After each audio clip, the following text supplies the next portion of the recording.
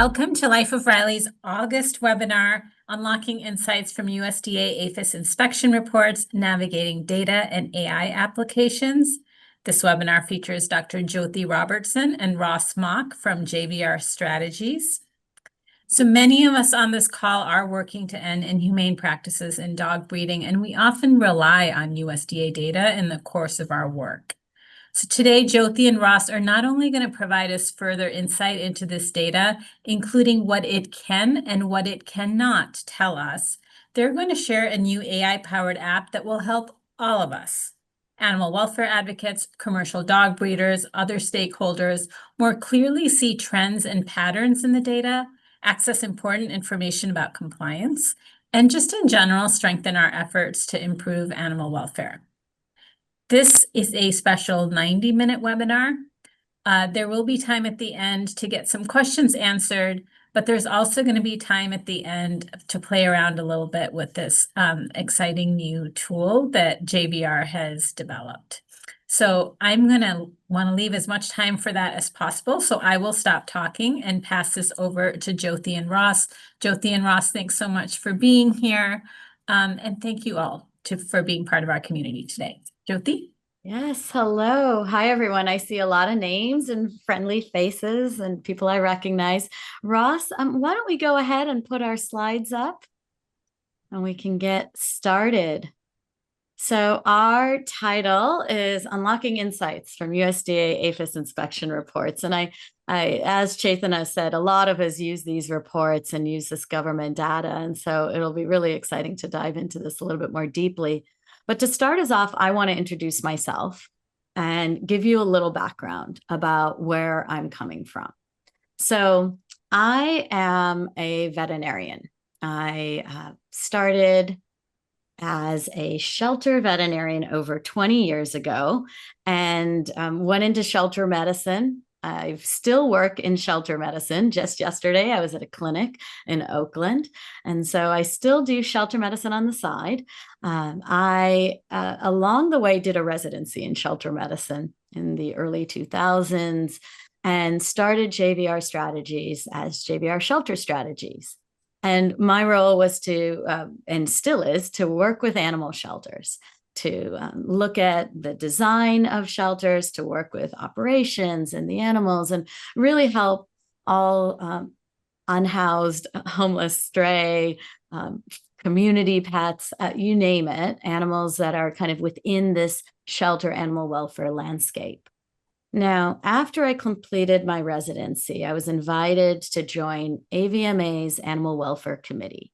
And I was on the management subcommittee and eventually chaired it for a year. And during that time, it was my first time when I was exposed to commercial dog breeding and dog breeding as a whole. We were working on a policy that was related to responsible dog breeding. So that was really my first foray into this entire area. And so the perspective that I tend to come from is one of animal welfare and one of sheltering. And yet I've now, over the years, or the last 10 years, seen many different perspectives. And so today I recognize that all of us are coming from many different perspectives, a lot of different angles. You know, some of us here work in the dog breeding space. We may be breeders ourselves.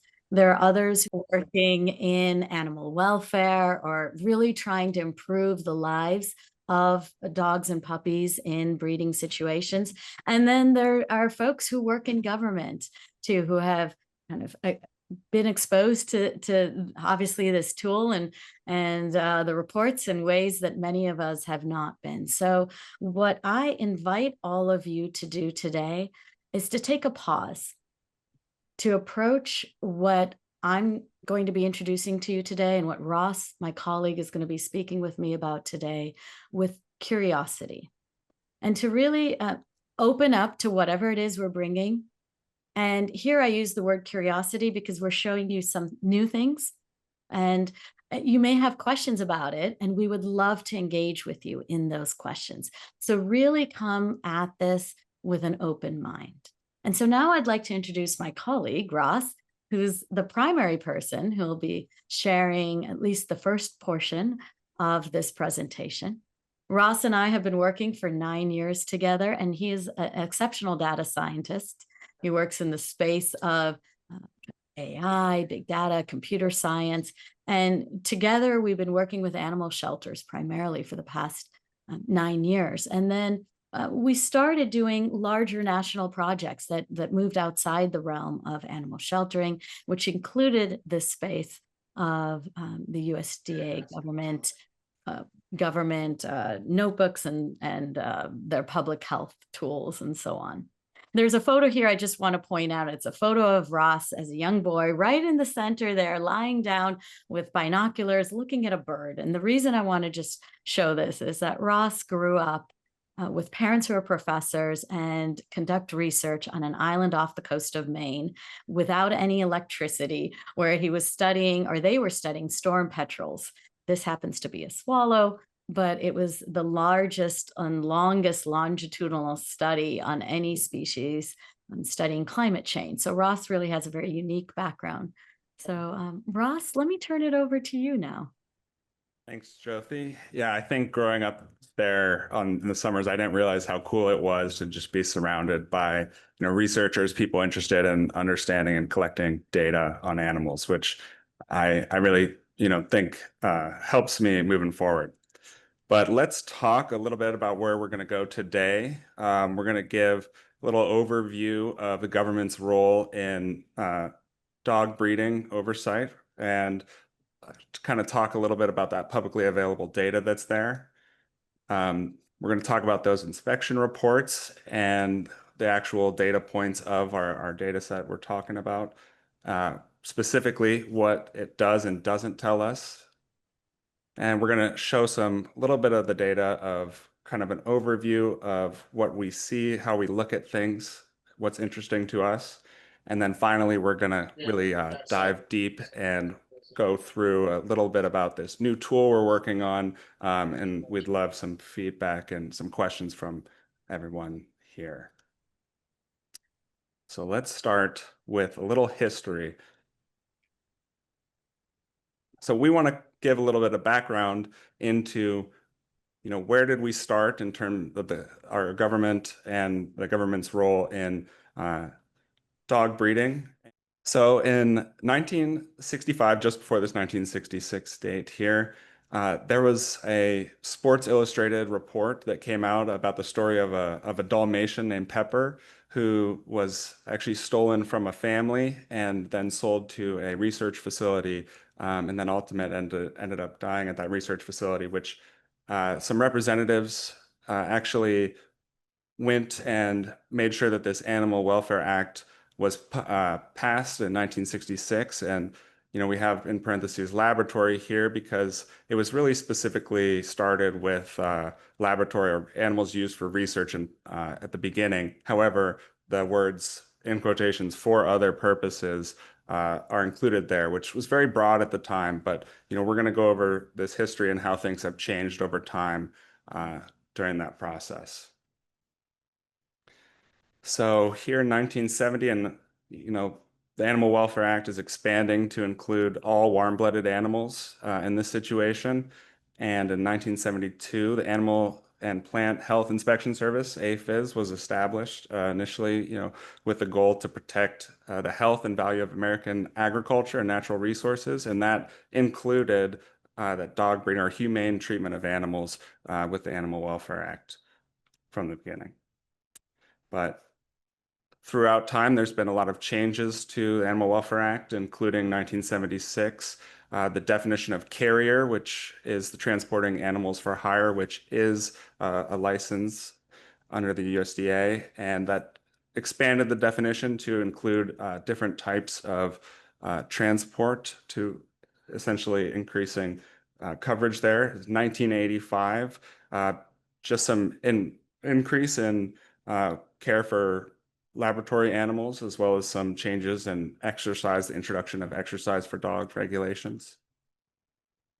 In 1990, the Pet Protection Act came through, and that deals with specifically when animal shelters must keep an animal for 5 days before selling it to a licensed dealer or research facility, which those in the shelter space it's not exactly the same thing as a stray hold necessarily, because in 1990, this kind of really talks about what sheltering was at the time, and shelter medicine, really kind of getting off the ground in the 2000s, really changed things. But this was a change happening in 1990.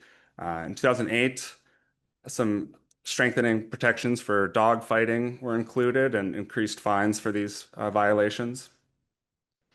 And then one really important part for this whole presentation being 2009, when the government started making some of these inspection reports available to the public, really kind of marking that first time of having a public search tool, or the government putting this data in a publicly available space. And that's going to be important because that's changing throughout the years. We'll note some there. But in 2014, the retail pet store rule, which expanded basically the number of breeders and dealers that would need to be covered because they're performing online sales, and that was the introduction of the sight unseen definition to a breeder, meaning someone coming and purchasing a dog was not going to see the actual facility where the animal was raised. So that was 2014.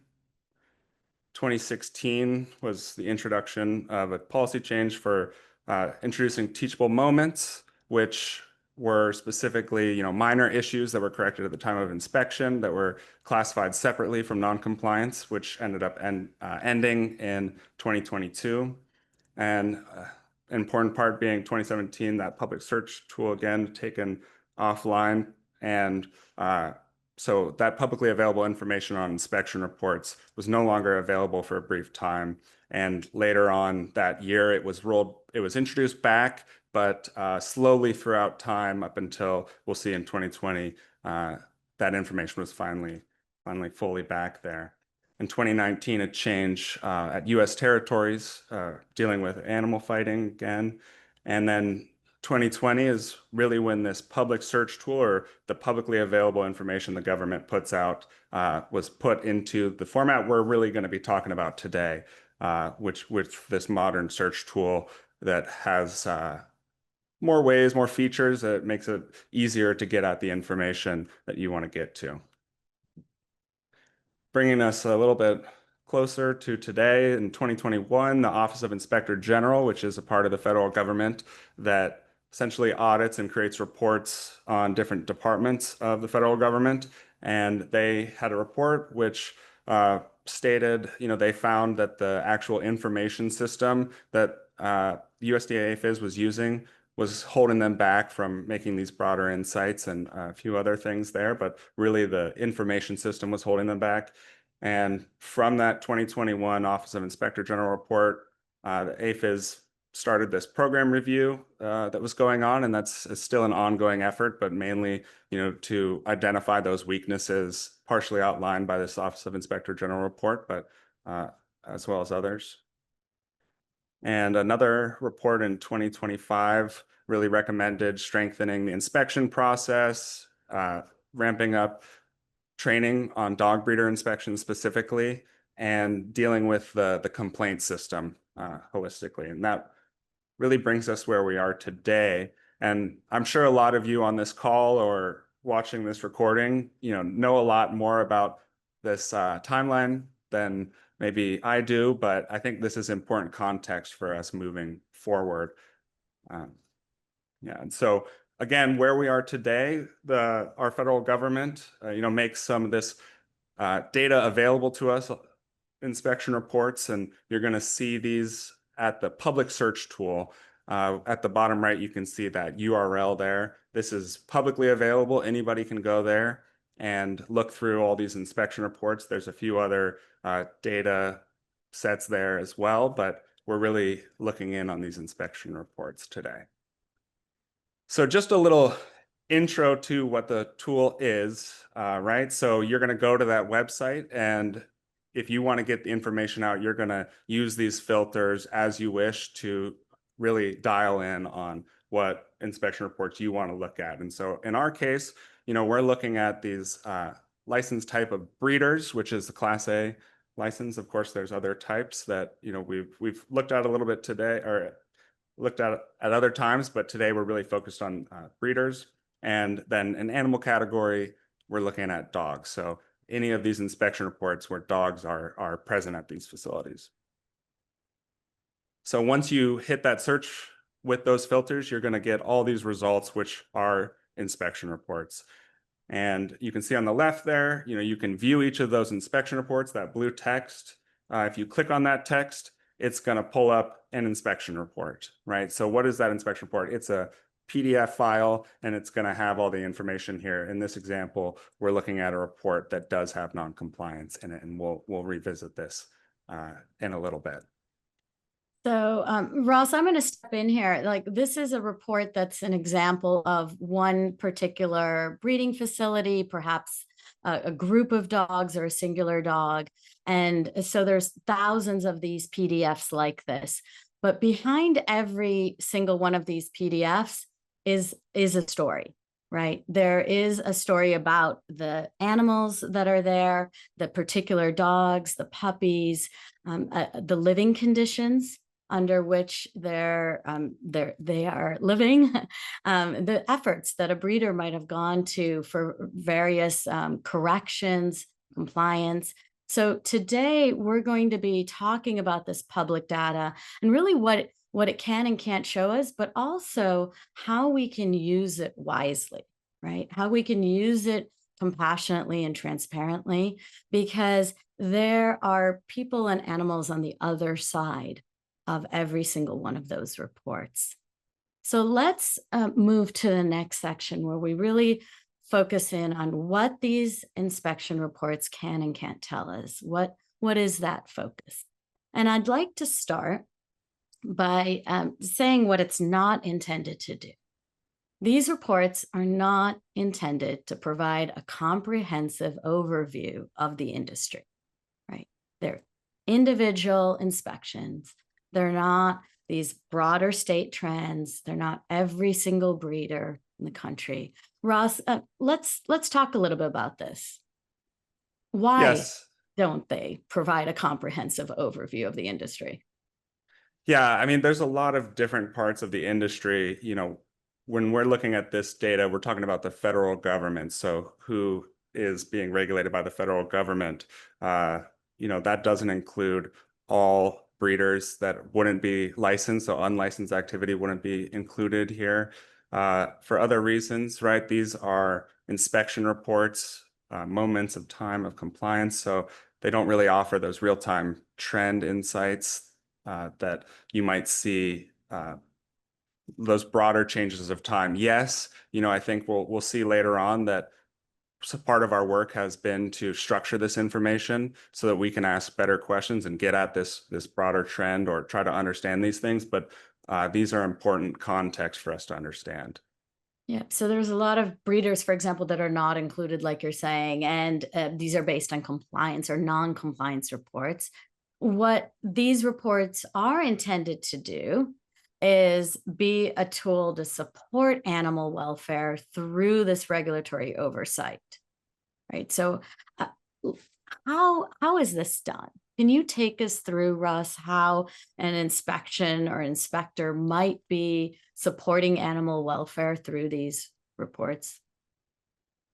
Yes, so let's kind of go through an example taken from the Animal Welfare Inspection Guide on June 2025.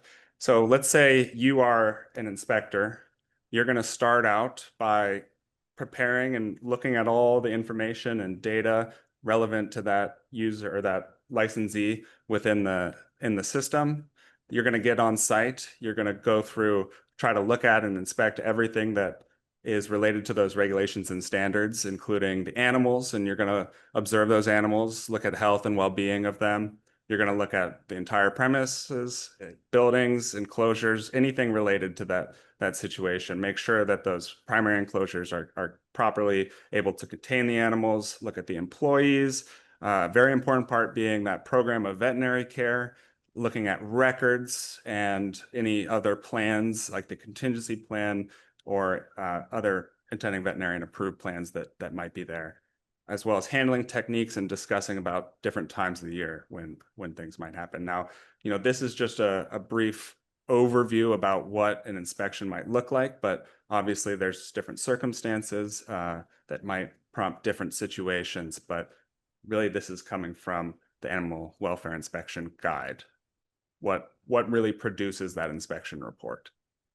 When I read this, or when I'm hearing you right now, it does remind me of what we do in sheltering when we come into an animal shelter. We're looking at the facility, we're reviewing all the medical protocols, we're looking at sanitation, we're looking at infectious disease health. So kind of this population health overview, but here it's at a commercial dog breeding facility. And so that, thank you for describing that. I think what this leads me to want to think about is that these reports, after the inspector does all this, are intended to describe and identify non-compliance through that inspection process that you just described, where they're walking through and looking at the facility and kind of reading through this veterinary program and thinking about the health, right? So can you talk to us about the non-compliance and how it shows up in these reports, Ross?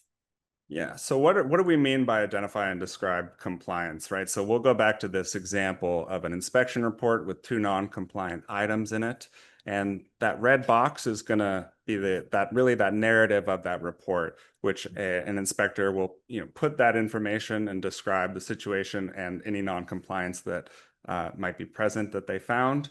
And that blue box is showing, what are they identifying? What actual standards from the Code of Federal Regulations that you can look up are going to be cited with that non-compliance? And beyond that, you're going to have some citation text, which will come along with that non-compliant item. So this is really, that identification and describing that non-compliance. And if we look at a specific non-compliant item right up, it helps us understand that anatomy of what is that non-compliant item citation.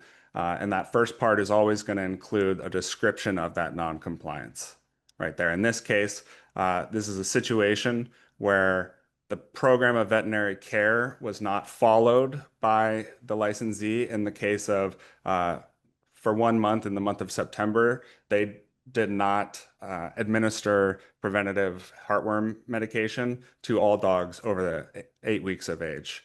And that was found out through a conversation with the licensee and the inspector and written up right here as the description of what was non-compliant. So as a veterinarian, when I look at this, this is just describing that heartworm prevention wasn't given. What it's not doing is it's not giving us a full medical exam or a full behavioral assessment. As a veterinarian, like normally when I'm looking at an animal, I'm doing a full SOAP. So I'm looking at subjective, objective, I'm putting in heart rate and doing an assessment and doing a plan and all of that. That's not showing up in this non-compliance report, correct? And behavior reports are not either. Right. So it's not a full veterinary medical exam or behavior assessment, right? However, when inspectors do find non-compliant items, especially related to health conditions, and they observe those, they'll go and inspect as much as necessary to appropriately describe the condition in the inspection report narrative, as we saw.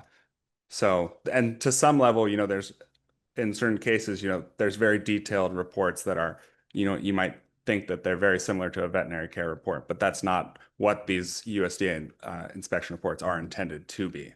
And that's important for us to remember.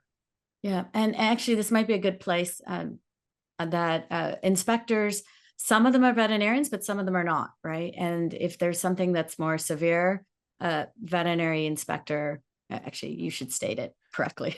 Yeah, certain situations like veterinary care non-compliance might or will trigger that a veterinary medical officer, which is the veterinary inspector, will be the one to go to the facility and perform either the follow-up inspection or the next routine inspection in succession after a certain non-compliance. Okay. So going back, these inspection reports are intended then not to be medical exam, but they are intended to really emphasize education, right, and corrective action. And can you show us, Ross, in that previous example, how that shows up?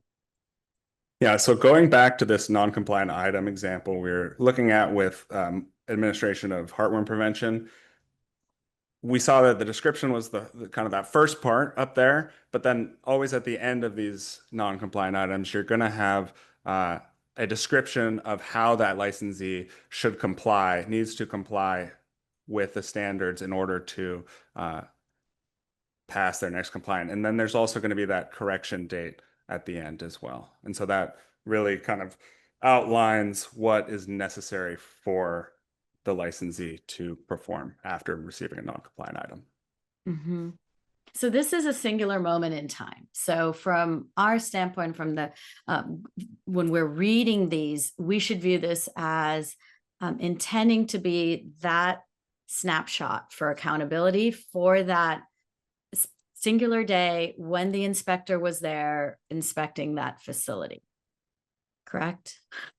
Right. Yeah. So that's really important, right? There's, different things in between that, but ultimately it is that snapshot in time when an inspector came and observed and inspected everything going on at the facility, as we mentioned before, through those steps, and writes up the inspection report, whether it's compliant or non-compliant. Yeah. So do you have an example you can share with us of how that can look? I think that could be helpful. Yeah, let's take a look at a timeline of just looking at one specific licensee. In this case, this is a breeder who had compliant reports up until 2017, in which case there were two non-compliant items, one related to dental issues and one related to outdoor bedding with heat-related issues.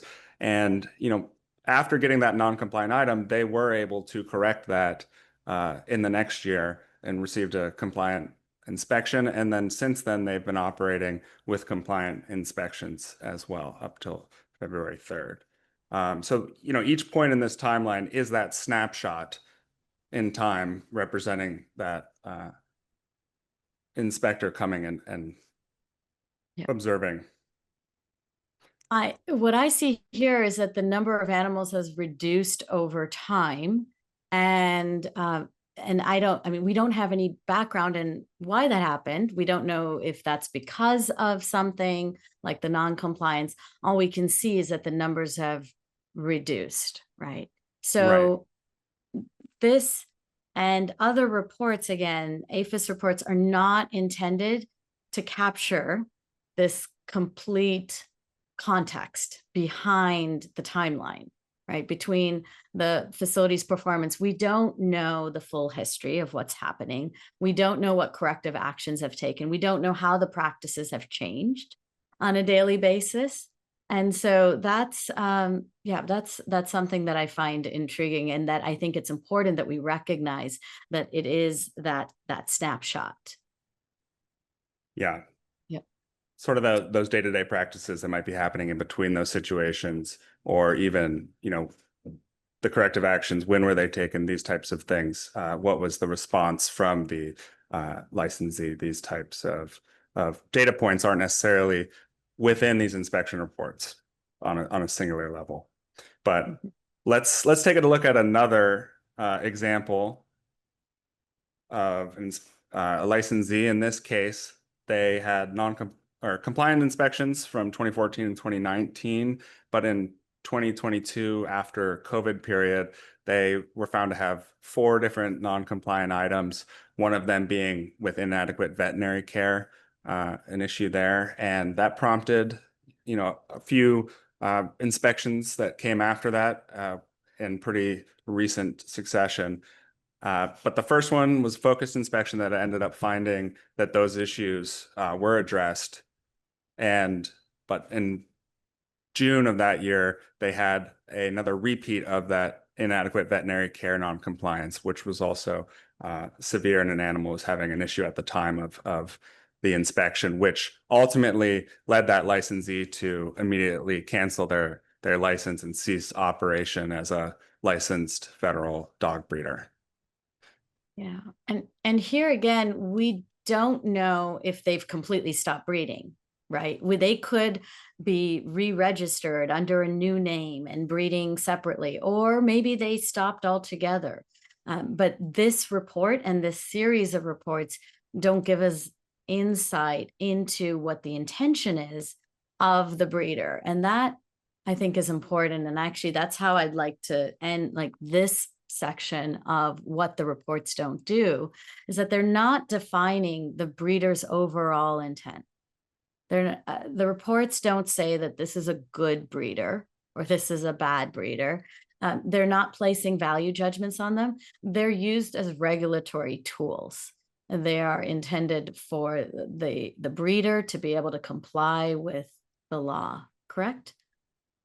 Right. Yeah. These are these inspection reports about compliance and not necessarily these moral verdicts on a breeder's character.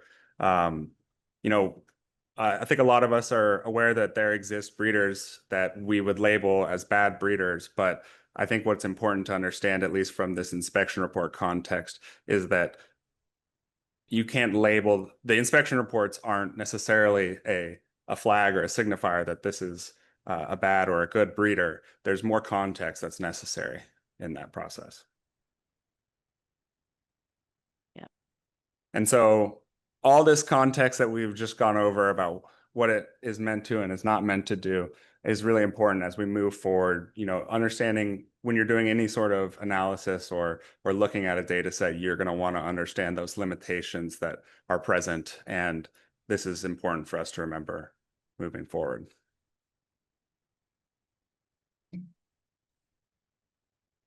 So now we just want to prompt some question to our audience here. You know, have you used this public search tool? What were you looking for when you were searching the tool? Was it helpful? What did you learn from that process? You know, anything with your experience with using this public search tool is what we're interested in. And we'll probably keep going with the presentation, but we're definitely going to be looking at that information later on. Very helpful to understand different ways people have used it. It'll help inform the AI tool later on as well. So, but we'll keep going. So now we're moving to part 3, is share a little bit about, you know, what we find to be interesting about the information. And we'll start it off just, you know, remembering that public search tool as it exists, it can be challenging, right, for somebody to go in. And that's why we're partly interested in understanding, you know, how people, if they have or haven't used it, what was challenging for them. In that case, you had to know certain things in that process. Also, just because these are all different PDFs, right, in order to gather that information or structure it, or let's say you wanted to understand the history of a specific breeder or timeline, you're going to need to pull out all those PDFs and draw conclusions between the text and information between those. And ultimately, all that makes it difficult to spot trends and really come up with these broader insights that we want to discuss a little bit today. And again, all that data is available, but it's about how do we access it? How do we draw insights from it in its current state? And so that's where we bring it to some of the work we've been doing to take all of that information, which it's taken a bit of time. And basically what we've done is we've automated the extraction of these reports to put them all into one place as PDFs still, and then created a process to take those PDFs and parse out all the meaningful information from them and put them in a structured format that then we can start to try to get at these broader insights and conclusions, and which is what we want to talk about today. But this number 27,815 is the number of inspection reports of all types coming from these Class A breeders that's available within this data set that we're working with here. And so when we talk about this information moving forward in this presentation, it's really coming from that public search tool, right? We're taking all that information and we're structuring it and putting it in a way that we can start to try to ask these questions and understand it given the context that we've discussed so far. And there's a paper that you could check out that we published that really goes in detail about, you know, what was the process we did to get to that point, to structure that data, what did we find, some of that information. So I encourage you to check that out a little bit, which would be really nice. And then let's dive into just some early points of the data that come out, right? Here we're just looking at, you know, if you're asking the question, what codes of federal regulation actually get cited in these reports, right? What parts of the Code of Federal Regulations are being found most frequently by inspectors? And so in this pie chart, we're looking at, you know, percentages of all non-compliant items and grouping those by those individual Code of Federal Regulations. So, and why we have two pie charts is because we're comparing two different time periods, because obviously there's lots of changes that happen to the Animal Welfare Act and the Code of Federal Regulations over time. And in this case, reasoning between choosing these time periods is because this is pre and post usage of this 3.13 standard, which is veterinary care for dogs, which was introduced in 2020 and started showing up on these reports in 2021. But you know, right away we can see that, you know, these 6 codes actually make up, you know, more than 75% of all non-compliant items cited in these reports.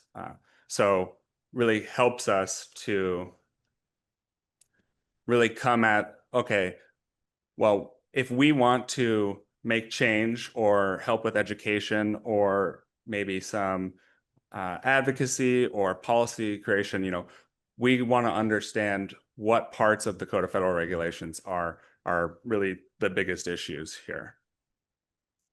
Yeah, Ross, I just want to mention here that so 2.40, that's what I'm looking at as a veterinarian. I'm thinking about 2.40 is where the medical health issues show up. 3.13 is the veterinary program. So it's interesting that 2.40 is like actual some of the specific health concerns. And yeah, I just find that interesting that by placing and dividing it out, you can see that there's maybe a shift that's happened there and what's actually the problem. Right. So part of these standards are having a program of veterinary care set forth by your attending veterinarian.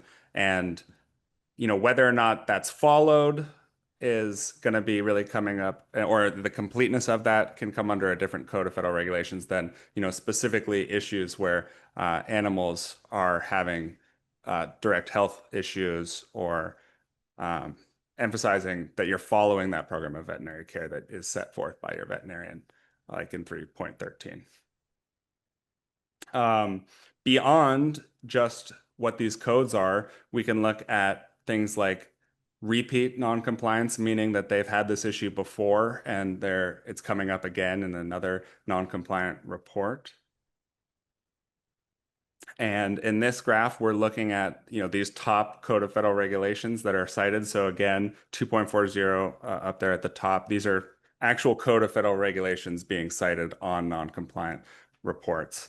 And these numbers here, so 21% here up at the top, means that 21% of all those 2.40 reports that were published in 2017 to 2021, 21%, or 70 out of 332, were labeled as repeat noncompliance, meaning that that licensee was not able to correct their issues on a later inspection report. So there's some differences in these numbers, but you know, you can see it's somewhat interesting to understand, you know, 3.13 as a lower percentage, you know, maybe that kind of brings that questions of why is that, which we'll talk a little bit about.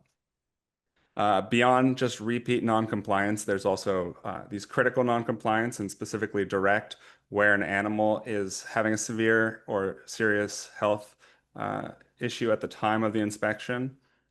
So if we look at those same Code of Federal Regulations, you know, as Jyoti was saying, really that 2.40 is where you're seeing all these issues where animals are really suffering or in severe health adverse effects at the time of the inspection. and 3.13 does not have a very large percentage here. So what we really want to go in and talk about is, how can we use this type of broad information to help us when we're trying to think about policy changes or think about how do we work on education? Where should we focus our efforts in these situations? How can we understand things on a broader level? I was going to point out something that, again, you clarified it for me, because sometimes I get confused when I'm looking at all the different percentages. But what you've defined is that each of these graphs is really out of all the non-compliance, how many times are they repeating it? So we can also steer, like if we want to focus what training we need to be doing for individuals or welfare policies, like you're saying, we would look at the ones that are repeated most often over time to try to focus in on that. So thank you for explaining that in the last slide already. Right. Yep. Right. It really prompts the question of why are certain issues or codes really hard to solve the problem or fix from an inspector point of, or from a licensee point of view. And I think that whole aspect really helps. And okay, if we could go a little bit further to understand what's really going on in these situations, yes, we can go to the Code of Federal Regulations and understand, okay, 2.40 deals with these specific cases, but then translating that into what does that look like when it shows up on a non-compliant report? What types of circumstances or situations are occurring in those different time periods? Can we compare different health conditions among that set? Are certain health conditions coming up as direct more than others? Are certain health conditions more repeat, harder to fix than others? Lets us ask a little bit more nuanced questions about the data rather than looking through a few reports to understand some of that information.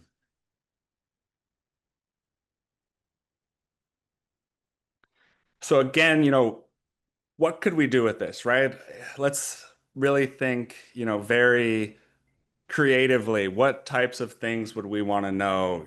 Being able to look a little bit further into what's really going on in these inspections in a 2.40 citation when these are direct. Understanding, making that connection between the Code of Federal Regulations, that legal text, and being able to apply it directly to what noncompliance is. Questions that you wouldn't necessarily be able to ask the public search tool. How can we make that accessible and use new technology to do that?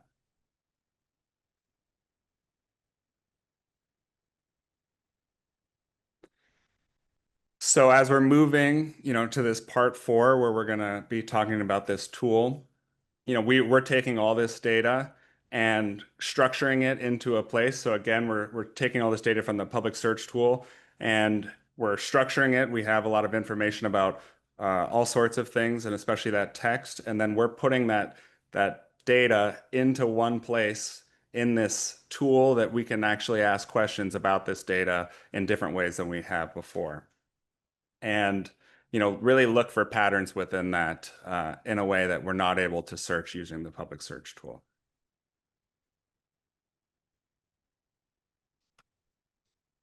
So that takes us to part 4, where we get to jump into looking at the tool itself. So we're going to jump right into that. But starting out, I wanted to say that, really this has 2 parts to the application, where there's 2 data sets that it's using, and it's essentially a chat bot that allows you to ask plain text questions and then pull up some of the data that's going to be relevant to your question rather than having to look through everything specifically to find exactly what you want. But the 2 data sets are we've taken the Code of Federal Regulations and all the sections that are related to dog breeding. So really Title IX, sections 2 and 3, and then the other part being what we've been talking about today, which is all those non-compliant items from inspection reports. And as you can see here, it has a chat window and you're going to ask those questions. So let's go ahead and jump into that now. Does that sound good, Josie? Yeah, let's go ahead and do that. And later on, I'll answer Jim's question, but the quick answer is no, yes, yes. He placed a question related to the number of commercial breeders who are not routinely inspected versus the amount of time that lapses before reinspection, and finally the actions taken against repeat non-compliance situations. And this app will actually answer two parts of that question for you. So I'll leave that for a little bit later. But thanks. Go ahead, Thank you. Ross. So this is what you're going to see when you get to the app itself. And again, as I said, there's two sections you can use to ask questions. The Ask CFRs, if you're just interested in questions about the Code of Federal Regulations pertaining to dog breeding, or you could use the Ask NCIs, non-compliant items, which is going to give you the information about all these non-compliant item citations from this time period. And so let's go into this, Jyoti, thinking about from different scenarios, right? Let's say you're a new breeder. Let's try some questions out just to give people an idea how this works. Sure. So if I'm a new breeder and let's say I'm a new breeder, I want to set up a like a primary enclosure for my dog.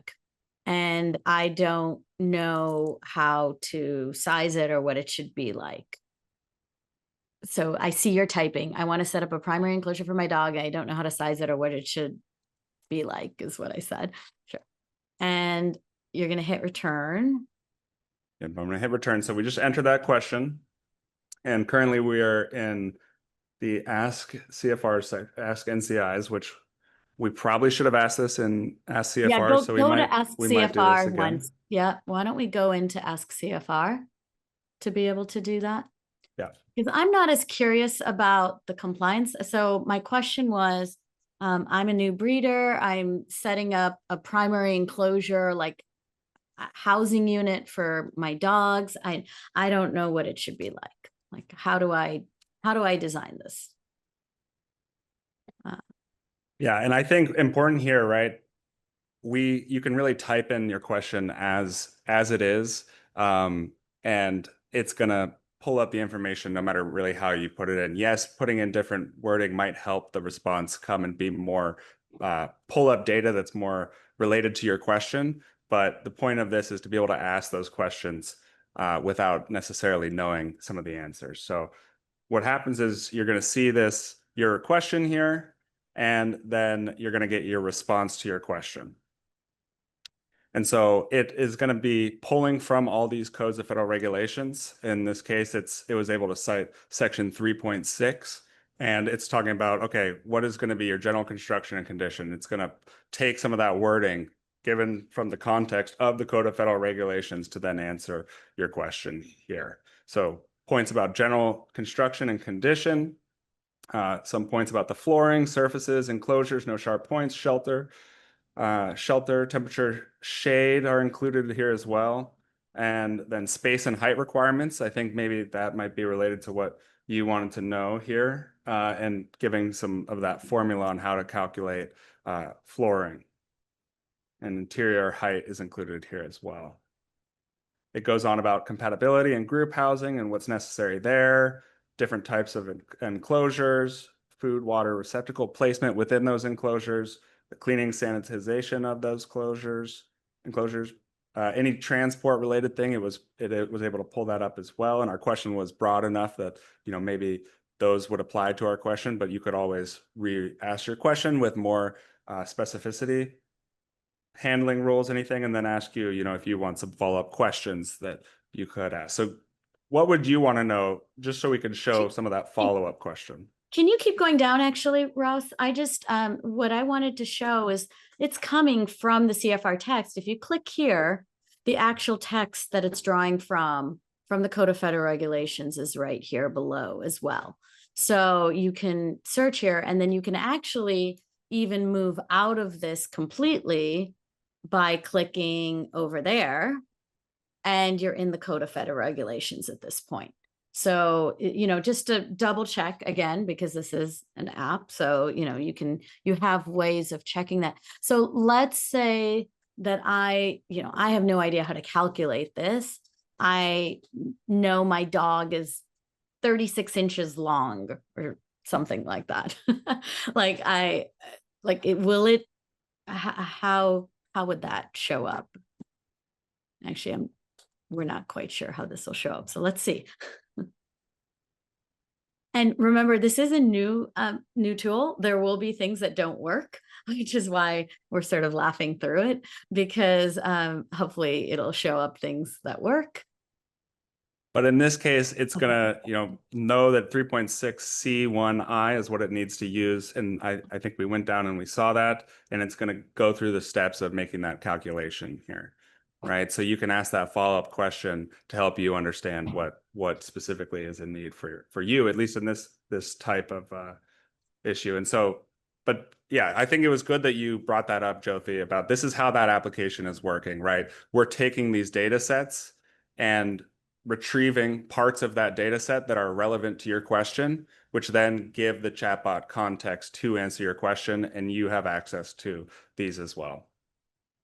What about, okay, so let's say I'm a breeder and I got a citation and I have, I was non-compliant because I had wire flooring and I don't know how to fix it.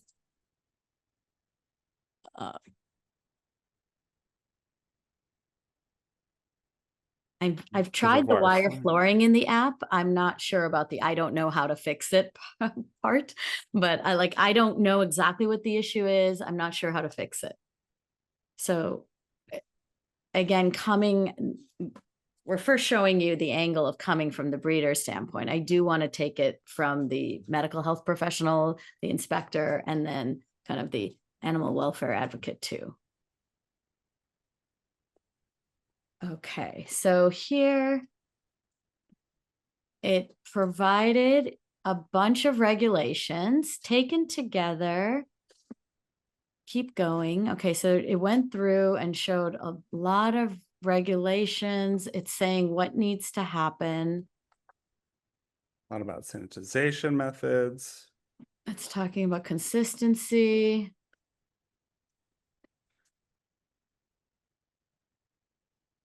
It's got to replace a worn Okay. here. Oh, interesting. In the bottom, it says, if you want, tell me specifics of the citation language, and I can suggest which corrective action from the options above best addresses that finding. So it sounds like I could actually copy and paste in whatever the citation said here. Yes. Okay. And so this is a good tool to understand, okay, if from a breeder standpoint, how can they help to understand whether that's they're, coming up with a new facility and they want to be compliant, they want to have appropriate standards from the beginning. Could be things like related to a citation that they received in the past. But let's talk about some other examples before we go on to the questions. Yeah. Do we want to do medical health professionals from the NCI from over in Ask NCIs? So Yes. let's say that I want to understand and have described to me all the conditions and reasons that breeders are cited for dental health issues. And so I'm sorry if I pronounce the name wrong, but for Melina's question about if it's based on CFR text, the CFR one is based fully on CFR text, but here we're looking at the inspection reports, the PDFs on this side. So the notes, the PDFs, the reports, not just CFR texts. And beyond CFR text, actually, don't we have more than that in this tool? We've actually crossed it over to the full. Right. So both data sets, both the Code of Federal Regulations and the non-compliant item citations are pulled up based on your question here. Yeah. And I think this is one of the best ways to use this tool, right? So when we're looking at those that data that we were showing before, right? It was showing, okay, 2.40 is a very direct rate non-compliance that has a high percentage of overall non-compliance. But we want to understand, okay, what is actually going on in these situations where non-compliance is found under that with veterinary care. And so one of the ways that this app is much more useful than just looking on the public search tools, you can really look into topics and get overviews about or summaries about what are reasons that people get cited for different things. In this case, it's going through, all these different topics like severe dental disease and talking about the situations where what was the circumstance under these situations. Those problems being untreated for long periods is another important part of that being noted. Not documenting veterinary examinations or recommendations, right? That's going to be another feature of this. Facility practices contributing to inadequate care, right? So they're not doing the right thing following their program of veterinary care, for instance. And all sorts of things here, and then including why these conditions resulted in regulatory citations, right? So really citing which of the Code of Federal Regulations were related in these cases and why, to really help understand what's going on beyond just that overall arching data. So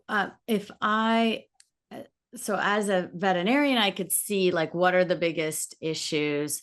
What happens if I want a summary of all the common violations? Let's say I'm an animal welfare advocate of some sort, and I want to summarize what are all the common violations related to, it could be related to well-being or related to, I mean, it could be dental, it could be anything, right? Related to well-being conditions in these licensed facilities. Or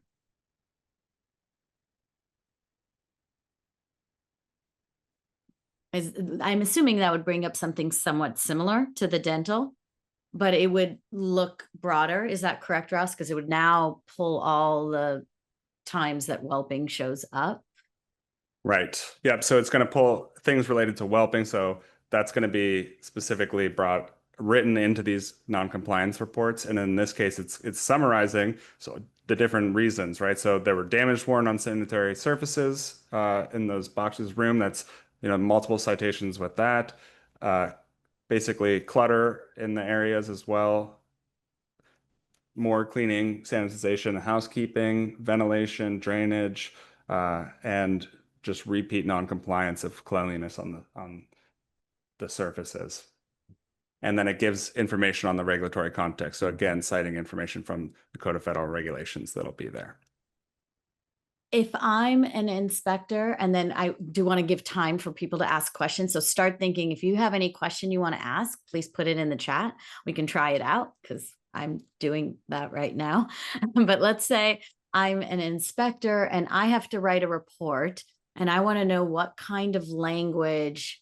I don't know if that would be in this section or the other section, but I'm an inspector and I want to know what kind of language have other inspectors used when citing, let's do something else, in like inadequate water availability or not having sufficient water. Or you could put it either way. I don't know. Yeah. It's a kind of fun part about the app, right? Figuring out what is going to get you the best information that you want. Yeah. But you can really try anything and it's going to do a pretty good job of bringing out and interpreting your question in plain text, which is valuable. So now it's going to bring up specific quotes from some of these non-compliant items in these situations. So giving some notes on stating the observed condition plainly and specifically with some examples, such as there was no water available in an outdoor enclosure containing 2 dogs, right? A very simple and plainly stated situation. Thinking about, describing the follow-up actions taken, specifically with a conversation about filling up water So really going in, potentially assisting, right, the inspector into being able to write up these reports with, giving explicit examples from the past there. Yeah. So let's say I have a question. Here's a question that I'm curious about: violations related to practicing veterinary medicine without a license, or something like that. I'm curious about violations related to practicing veterinary medicine without a license.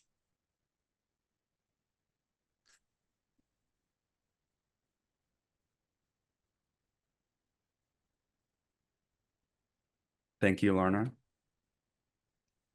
And I think there was the other question while we're looking at that one from Melina, was she asked, is this just based on the CFR text, or does it also use tech notes or other information that USDA has put out to licensees? And the answer to that is that, yeah, it's just, there's two data sources, right? Which is the Code of Federal Regulations, which are just the CFR text. But maybe you were talking about the NCI text, which is the non-compliant items. And so that's the second data set, which is just all that non-compliant item text, right? So if there's any other information or notes that's given or exchanged between them that's not available in the inspection public search tool, that's going to come up as not going to be in this data, but 100% that could be something that could be added. So, if you know of specifically, any other information that might be out there that might be useful, then definitely it would be great if you could put that into some of that in the feedback form that we'll share at the end of this presentation. So what sort of answer came up here? Yeah, so I'll zoom in a little bit so Yeah, it can be a little bit easier. Let me know if it's not enough. But we asked about violations related to practicing veterinary medicine without a license. It's saying that, it didn't really find anything non-compliant items, at least on licensed breeders practicing this specifically. So let's look through. It's citing different situations that might be related. I mean, I would think the veterinary medical board too would be have that information, but here Sure. it says, does show multiple failures to maintain veterinarian approved written plans and medical records, and failures to notify or document communications with the attending veterinarians. These are violations of the Animal Welfare Act regulations. See section that. And here again, we do offer the specific citations as well. So people can go into that, but we try not to, it's pretty general. There was a map, however, Ross, that you also have. I wonder if that is something that this question would pertain to, and would be able to see. Yeah, that could be something that we could look at. I just wanted to note that potentially, that type of situation isn't showing up in non-compliant reports, specifically practicing veterinary medicine without a license, potentially. Or maybe we need to rephrase it specifically to what the situation is going on. But you were talking about the map. Yeah, so let's take a look at this now, because this is kind of interesting. Yeah, so essentially this is just visualizing those non-compliant item data that we're using here. And the spatiality, it's not a location map or anything like that. It's just a similarity map. So things that are similar to each other, non-compliant items that are similar to each other are going to be next to each other on this map, right? And so essentially, when you're asking a question on that other page, your question gets turned into a point somewhere on this map, basically. And then what is returned to you are the most similar points, which are non-compliant items related to your question. Okay, so there's a longer question that's in the chat. I don't think that this answers that, but I don't. Sure, but Yeah, the idea could be that you could look around in these situations. The colors are coded by the actual Code of Federal Regulations, and you could look and find, something that you're interested in, and then look at other non-compliant item citations around that citation to sort of search and figure out, okay, what is going on in different areas, for instance. But yeah, let's go back and address this question. It's there's a new one in the chat, which it says when you filter by dogs in the search tool, it pulls up only inspections with the dogs recorded as present during that inspection. There are other inspections for those same dog breeding facilities that do not have dogs present during those inspections, such as attempted inspections. Do you want to continue reading that for a moment? Yeah, Ross? so definitely there are those other types of inspections that are present. But because oftentimes, what we're doing in terms of our analysis doesn't deal with attempted inspections, we're really interested in what is going on in terms of non-compliance that is found. Yeah. And then going back to that other question about the veterinarian performing without a license, that's under the purview of the states, right? So that's not in the federal, because it's the state veterinary medical board that does that, which is why we're not seeing it here. It's not under federal law. Yeah, because I just did a search for that. So got it. Could this create a report about trends in compliance or violations for a specific US state over a number of years? Again, using federal data, not state data. Ross? So that is something that we want to work on developing, right? The ability to filter by state or any sort of geographic area beyond that, and include the time component as well. I think that would be really useful. But at the current time, this application is really focused on that non-compliant item text and not that external metadata of, okay, where was the inspection performed, at what date was it performed. A lot of that information is included in this, and we have that, but in the current state of these Ask CFRs and SNCIs, that is not a current ability to be able to hone in on certain states.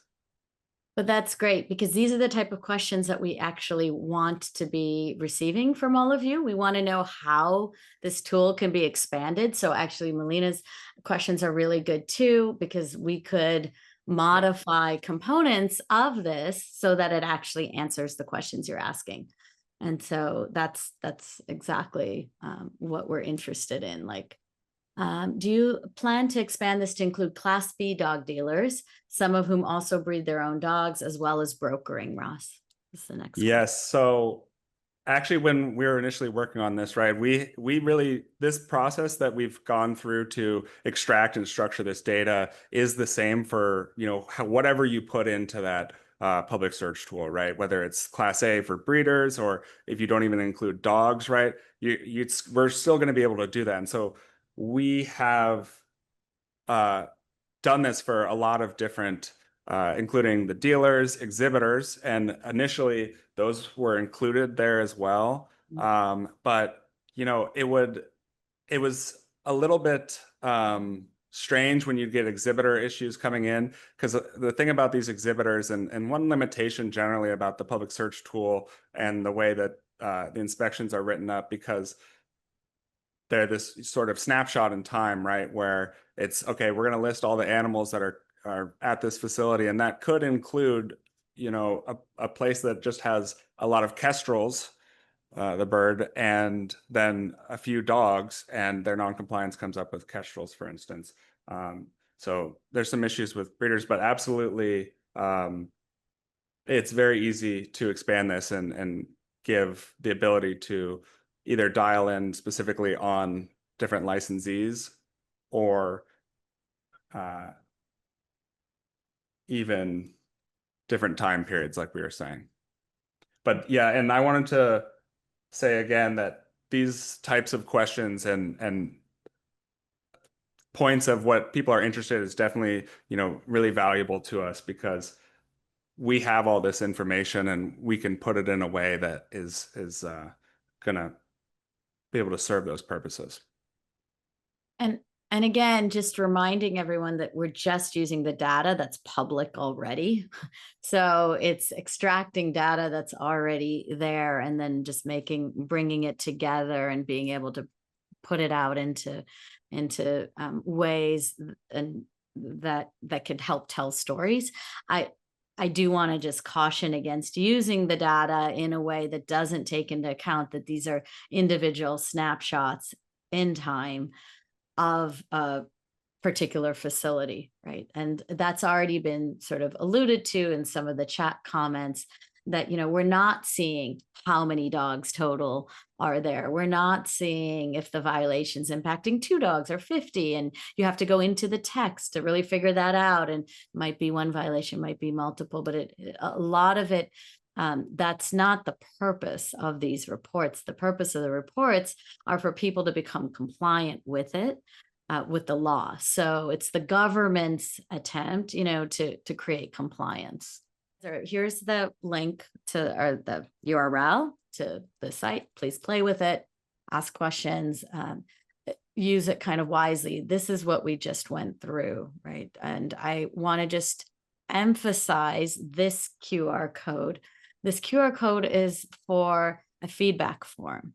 That's where when you're trying out things and you're like, well, I really want to know, like Chaitanya said about Pennsylvania breeders, or I want to have more state data, or I want to be able to see broader insights about X, Y, and Z. Please put it there because we're right at the beginning. I mean, this is the first time we're even sharing it with anyone, and it's brand new. And there's so much that keeps changing with the technology and with the capacity.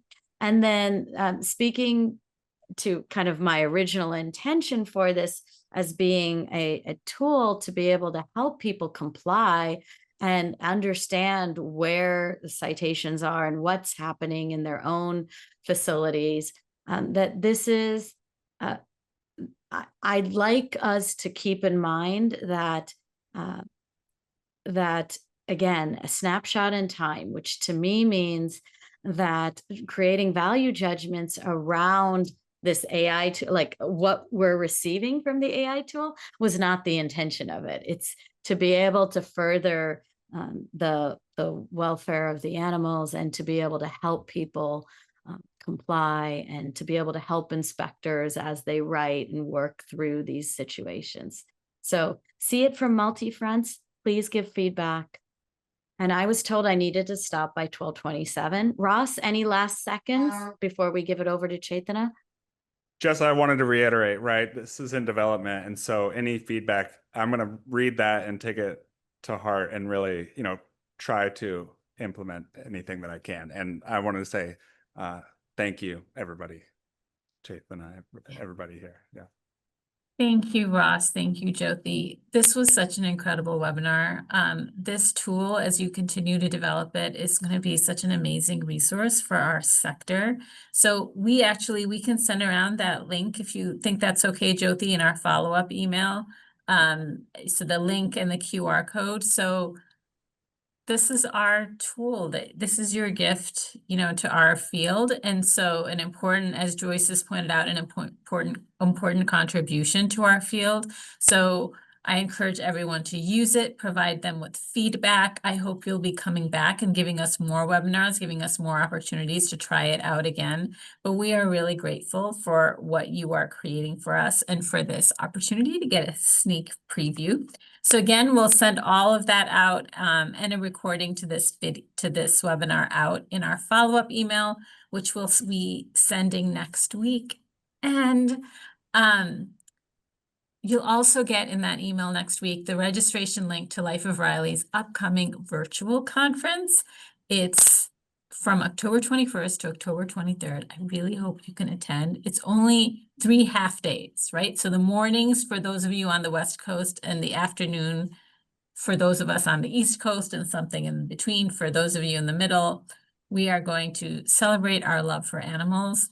We're going to hear some great speakers, including JVRs coming back to speak on some different topics, to tell stories, to share data that highlight the complexity of animal welfare work and also the beauty of collaboration. And we have a lot of fun too. So even though it's a virtual conference, we have a lot of fun things planned for this conference. So look out for our email next week. Be sure to register. And I will see you all in October. Thank you so much for being part of our community. And thank you so much, Jyoti and Ross. This was amazing today. Bye, everyone.